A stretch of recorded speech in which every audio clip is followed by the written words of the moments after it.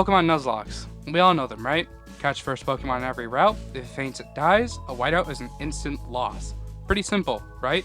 Well, of course you could turn it into a hardcore Nuzlocke by adding rules like not being able to use healing items in battle or not playing on Switch mode, but those are entirely optional. Normally when I play Pokemon, it's for fun, making friends with these cute little lovable creatures, but instead of doing that, my chat forced me into doing a Nuzlocke.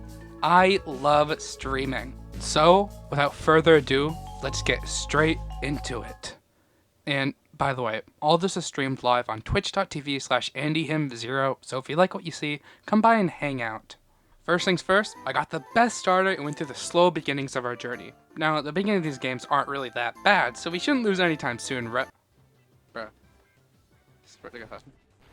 What the fuck? What the fuck? I lost in the first battle? Well, that's the first and last time I'll lose to Bianca. Anyway, we got a map, went through the tutorial, and eventually caught our first Pokemon, McAllister, a little pup. Now, once again, the beginning of the games aren't really that bad, so we should be fine, right? Well, let's do that one last time. And this time around, let's grind a little bit. Now we're back in at level 7. This should be a cakewalk, and a cakewalk it was. Fast forward a little bit, and we're at the first gym. We caught a Patrat named Edgeworth on the way here, along with a Panseer named Wukong. Our team was looking pretty good. There should be no reason for me to lose anything, unless I'm stupid and sacrifice something when it's not necessary. Well, I forgot I'm stupid. I sacrificed Patrat for no reason. Well, yes, Patrat isn't a useful Pokemon. It would have been good to keep around if I need to sacrifice him in a future battle. But it's no use crying over spilled milk. And besides, I shouldn't lose a Pokemon for a while. I've learned my lesson. And so, we went to the Dream Yard for our next Pokemon, and it was a Purloin. I named it right and moved on to grinding for levels. Damn it! Well, maybe I should just start using rare candies. Due to me being distracted, I didn't realize that McAllister was in a sticky situation. Called divine punishment or karma for letting Edgeworth die, but I was fighting a Patrat and it used Bide. Next thing I knew, McAllister was dead. So that's 2 losses before even the second gym. This one hurt a lot more. Lillipup is an excellent Pokemon that could have been great on the team, but unfortunately I let him die. It's only after this that I realized I should probably start using rare candies. It's a much safer and faster option compared to grinding. Also, cheating is based and entertaining. So, I forced my Pokemon into gluttony and fed them rare candies until level cap. And now it's time for the second gym. Oh, by the way, I did catch a Pidum named Flight, a Roggenrola named Takemi, and a Timepole named Alonzo on the way here. So, our team going into the fight was Hakuro, Flight, Wright, Takemi, and Wukong. Never mind. Yet another unneeded death. While Wukong would have been great to keep around for the third gym, we got something a lot better later on. The rest of the gym trainers were easy, and we lost no one. And finally, it's time for us to face off against Leorna. She led with Herdier, and I led with Takemi. The strategy for this fight was simple. Takemi was resistant to normal type moves, and she had Iron Defense. I would set up a couple Iron Defenses on Herdier, and use Rock Blast to chip away at Herdier's health. And the strategy worked. I didn't need to swap out into any other Pokemon for this fight, and Takemi was able to sweep the gym all by herself, earning her the MVP spot on my team. After the gym, we set off to Pinwheel Forest chasing after Team Plasma, and while there wasn't much to write home about, we did get a Venipede named Mau Mau. After Pinwheel Forest, we arrived in Castilia City, where our next gym leader is. But before heading there, we head up to Route 4 and catch our next Pokemon, and this is where we get Darumaka, which we named Potato. Not only is Darmanitan an overall strong Pokemon, they can also sweep through Bryson when we get to him, along with Bianca's Simisage. So, after getting our next team member, we take care of Team Plasma again, and face off against Berg. He leads with Whirlipede, and I lead with Flight. I use Flight to take care of Whirlipede, and swap to Hakuro for Dwebble, as it is part rock. After both those Pokemon are down, we finally get the debut of Potato, in which she wipes the floor with Leavanny, earning us our 3rd gym badge. It seems that my luck is looking up now, as after I fight Bianca, which was an easy fight, along with Chirin, which was yet again another easy fight, I head into the desert resort and catch myself a Sigilith and name it Koyo.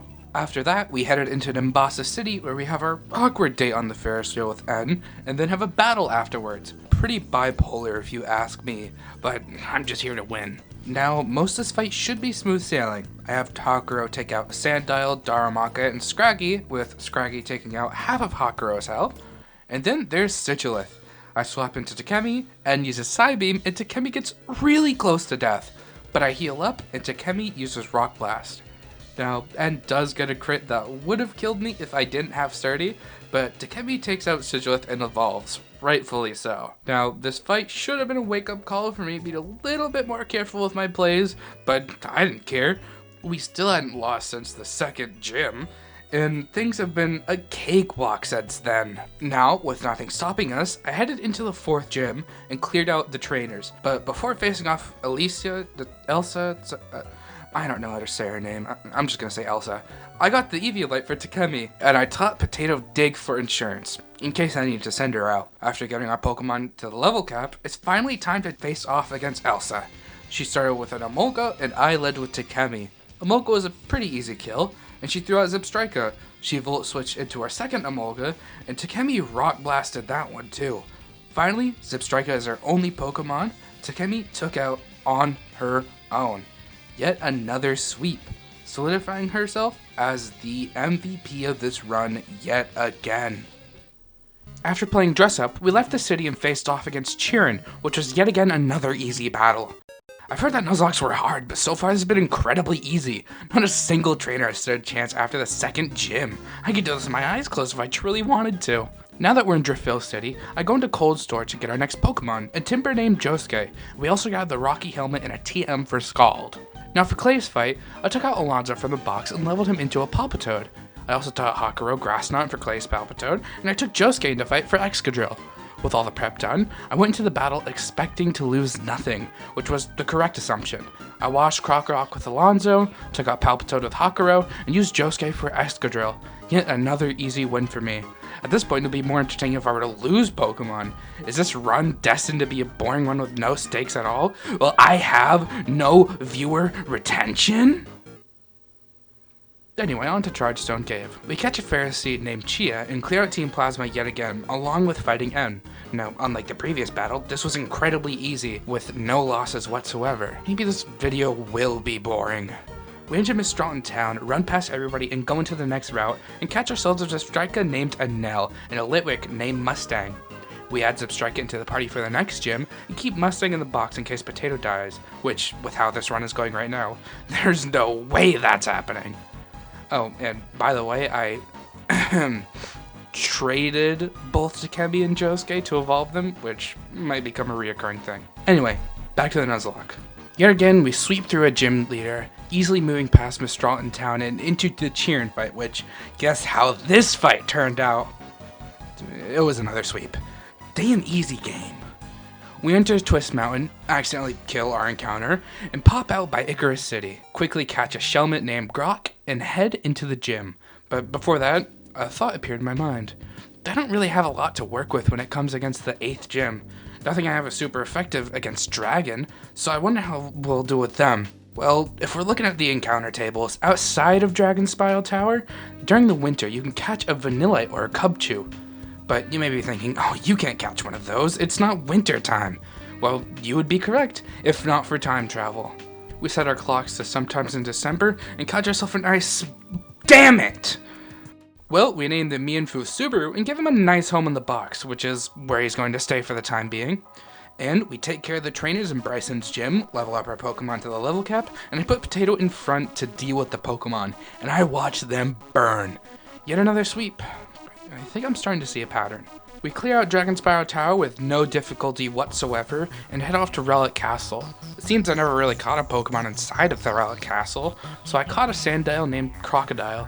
What a good name for a Pokemon that's just going to sit in the box. And boy, am I excited for this thrilling challenge that the Relic Castle will give me. What a boring place. After I search through the entire place trying to find Earthquake, just to realize it's a post-game TM, I head to Nacrene City, accept our destiny, and go to face Bianca one last time. I just reloaded my save to before the Bryson gym. Damn it! I quickly speedrun the game while picking up every Pokemon I originally got, and finally face off against Bianca, which should be an easy fight. She leads with Stoutland, and I have Takemi. Let's use the same tactic I used for the second gym. Man, this Stoutland really gets me thinking about what I could have had with McAllister. The strat's going well so far. I Rock Blast to chip away at Stoutland's health, and it does work up twice, but that's not too bad. Stoutland also roars, which brings out Koya. I had to switch out because Stoutland has Crunch, and I don't want Koya to die. Then it clicks with me. I have a fighting type. I can just send out Josuke to handle this. Such an easy play. I wonder why I didn't think about this before. Uh-oh. Josuke. Bianca has yet again claimed another victim. I vowed to never lose to her again, but I guess she had other plans. I lost one of my strongest Pokemon just because of a stupid play, but beating myself up over a mistake won't get me through this fight. I send back into Takemi and set up a couple iron defenses while healing. Stoutland gets in another workup, and I finally think that this is over, but Stoutland roars again, trying to take another life. This time, Haruko comes out. She's trying to take my starter this time. Haruko can't outspeed, and it'll be a one-hit KO for anyone on my team. If I don't want to lose Haruko, I need to sacrifice another team member. This sucks. It's like choosing which of your children you'd want to get rid of. After much deliberation, I came to the decision that I'd get rid of Potato. I have Mustang in the box, so it wouldn't be that much of a blow to the run. That is, only to the run. I, however, would be devastated. I've had this Pokemon longer than Josuke. But with a heavy heart, I resolve myself and send out Potato to its demise. I take one last look into its eyes before sending her out. The deed is done. The rest of the fight is easy, but can I really say that, knowing what just transpired? Can I go on without a care in the world, like I didn't just watch two of the members die right in front of my face? No. No, I can't. I'll forever hold them in my heart, going forward in this Nuzlocke. Well, now that that is done, I decided to do a little bit of off-screen catching, going back to the other routes and areas that I missed before. I catch a Frillish from Route 17, in which I'm blanking on the name right now, a Scraggy named Moriarty from Route 18, a Clink named 2B from the lab, which I'm considering a separate location from Route 18 and 17, and finally, I caught an Axew named Hatchet from Mistralton Cave. It is time to get back on stream and move forward with this challenge. Man, I feel a couple months older for some reason. We go into Route 9 and catch our next encounter, a Gothorita. We name her Bellatrix and move on to the 8th gym. We sit through a Team Plasma speech as my heart races, thinking about the next gym. I could use Hatchet in the gym, but that would be incredibly risky. Instead, I opted to pump my team full of Steel types and just pray for victory. My team for the gym was Haruko, Takemi, Hatchet, just in case I needed her, Chia, 2B, and Zoro, who, after looking back at the script, I completely forgot about. We got him in the route right after Clay's gym. While going through the trainers, I kept Zoro out front because he was our heaviest hitting Steel type. I literally had you for 2 sentences! While I would like to go and get another Pokemon right now, I'm currently locked into fighting gym trainers with no way out, so I decided to PP stall them. I allow myself to use healing items in my Nuzlocke, so I send out Chia and use Iron Defense and chip away at their health with Pin Missile and Gyro Ball. The strat works good, and I clear out the gym besides the gym leader. Now it's time for me to go refill on heals and replace Zoro with another Pokemon. Well, I guess I'll replace him with Archie? Looking at his level up moves, he can learn Dragon Breath while not being a Dragon type himself.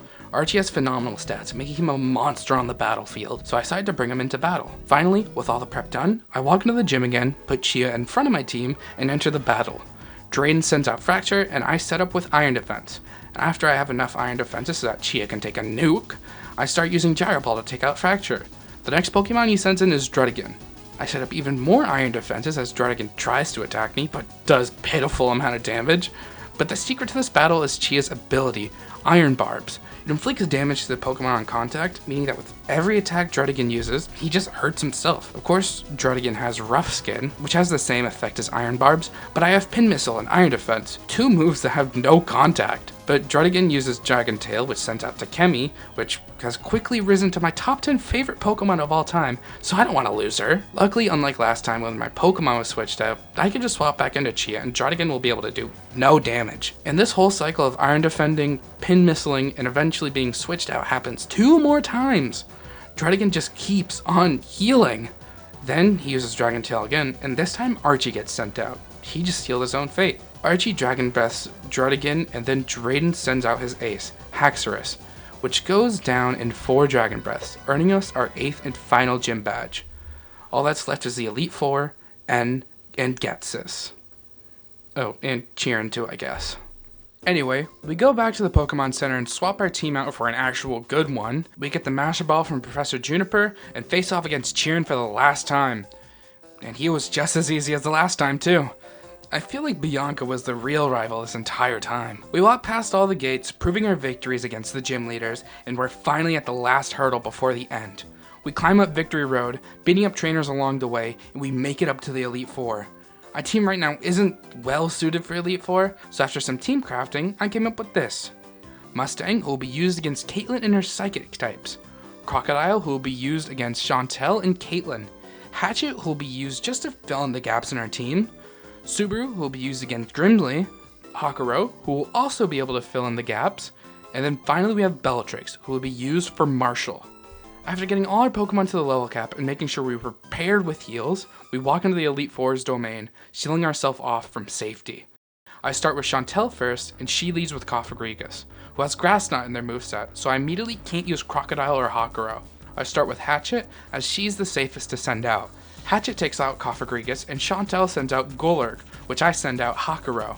Hakuro takes out Golurk with relative ease, and then Chantel sends out Jellicent, in which I swap back in Hatchet. I use Dragon Claw and it gets disabled, and I can't use any attacking moves.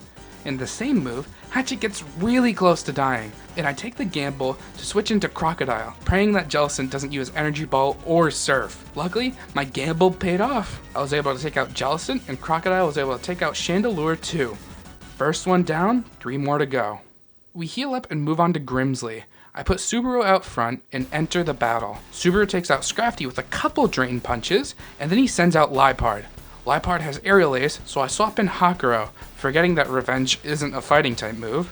After that blunder, I just use Aqua Tail and Scald. Anyway, I stay in for his Crocodile, I use Aqua Tail once more, and it's down 2. Finally, Grimsley sends out his ace Bisharp, and I swap back into Subaru, who takes them out.